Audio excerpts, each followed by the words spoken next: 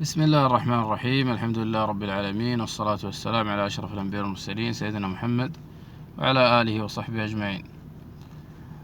يا إخوان، حبيت أني أحذركم وأنبهكم على أطفالكم، وخصوصا على بناتكم الصغار اللي من سن 8 سنوات إلى سن 11 سنة تقريبا.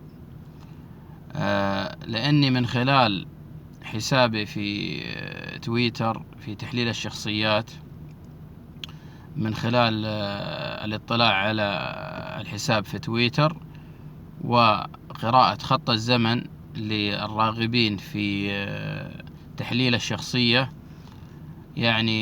لاحظت يا أخوان كثير من الحالات اللي يعانون من عقد نفسية في الشخصية، وظهر لي هذا من خلال قراءة خط الزمن أو من لهذا الرجل أو هذه الأخت. فوجدت أن كثير من الحالات اللي جات اللي مرت علي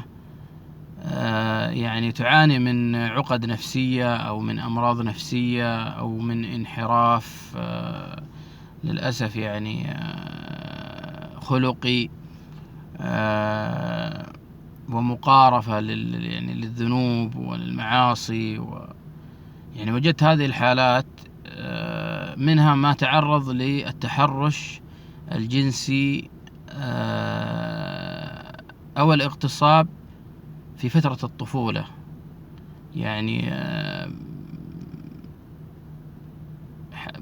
كثير من الحالات خصوصا الفتيات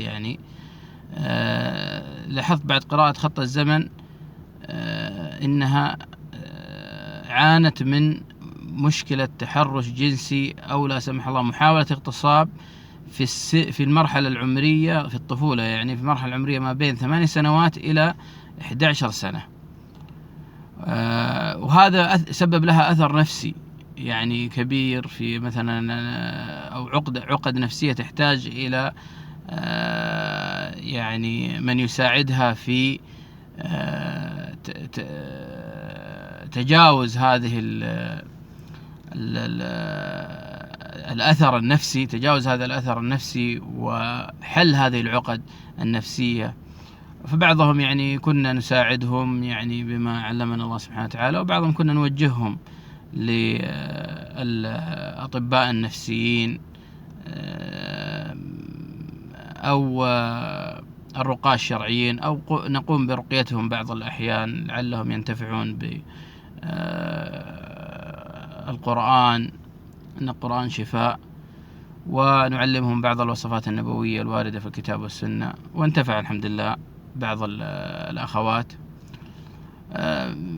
نلاحظ أن هذا ينعكس على النفسية وينعكس على رؤى هذه الأخت، وعلى أيضا أسلوب حياتها، وعلى أخلاقها وطريقة تفكيرها في هذه الحياة. وقد يدعوها لأنها تحجم عن الزواج خوفا لا سمح الله من أنها مثلا قد لا تكون بكر، أو كره للرجال نتيجة ما تعرضت له في صغرها من تحرش ومحاولة اغتصاب. وجدت من الحالات أيضا كثير منهم أخبروني بأن من تحرش بهم هو أقاربهم أو أصدقاء أو جيرانهم أو أصدقاء والدهم، لأنه مثلا الوالد أو الوالدة يمكن يكون بعض الأحيان يضعون الثقة في أحد الأقارب، ولا يظنون أنه ممكن أنه يفعل مثل هذا الأمر. وللأسف بعضهم حتى ذكروا لي حتى بعضهم أنهم متدينين والله.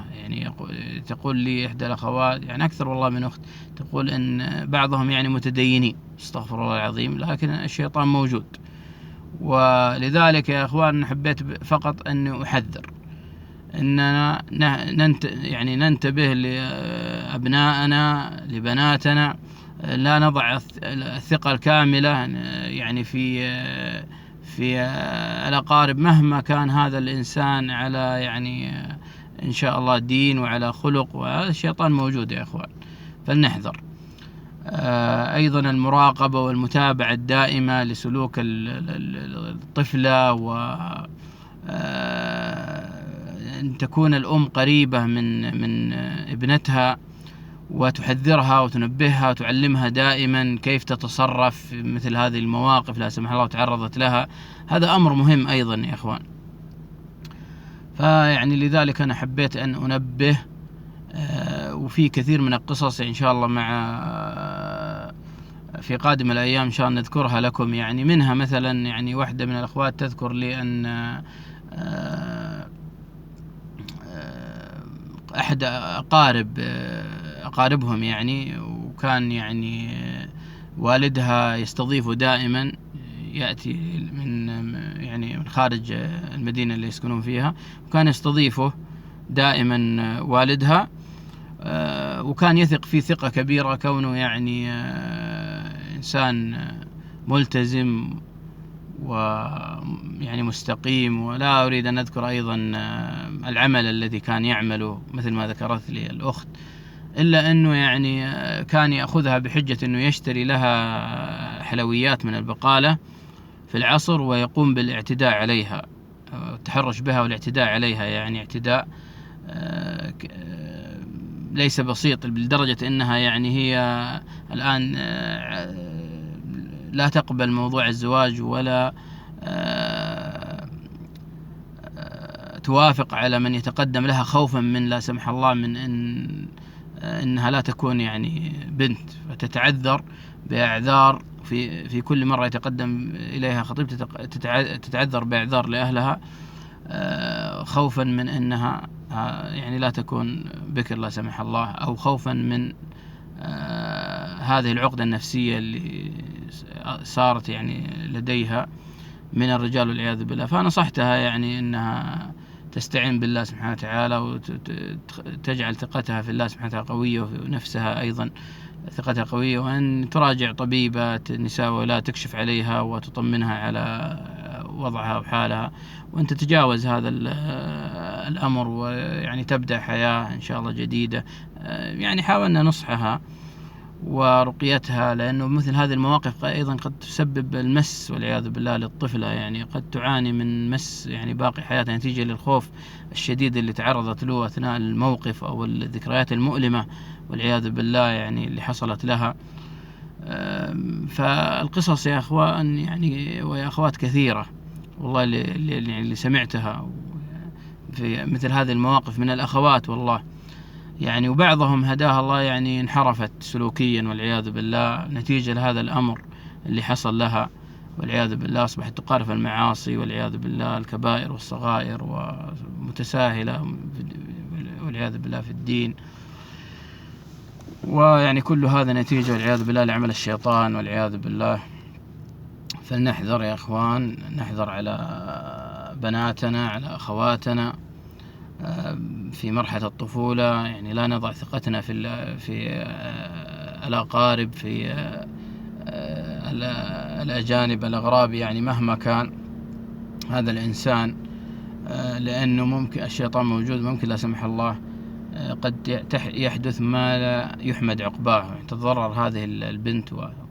يعني كثير من الأخوات ذكروا لي أنه يعني بعد مثلا مسألة التحرش ومحاولة الاغتصاب أو الاغتصاب والعياذ بالله حقيقي، يهددها بأنه يعني لن يصدقوا أهلها هذا، لو أنها اشتكت إلى أهلها لن يصدقوا أهلها هذا الأمر، وإنهم سوف يقتلونها. وتعرفون يعني يا أخوان ما ترتب على مثل هذه الأمور، فالتهديد هذا، وبعد كذا الابتزاز لهذا الطفلة، يبدأ في ابتزازها يعني في المستقبل، كل ما أتى هذا الرجل هددها بمثل بالموقف، ولربما صورها أيضا، ويعني أمور والله يا أخوان يعني عجيبة الإنسان يسمعها. يعني تردني اتصالات من جميع الدول العربية والعالم الإسلامي، يعني يذكرون لي كثير من الأخوات مثل هذا الأمر، فحبيت يعني أن أوصل لكم وأنبهكم وأطلعكم عليه.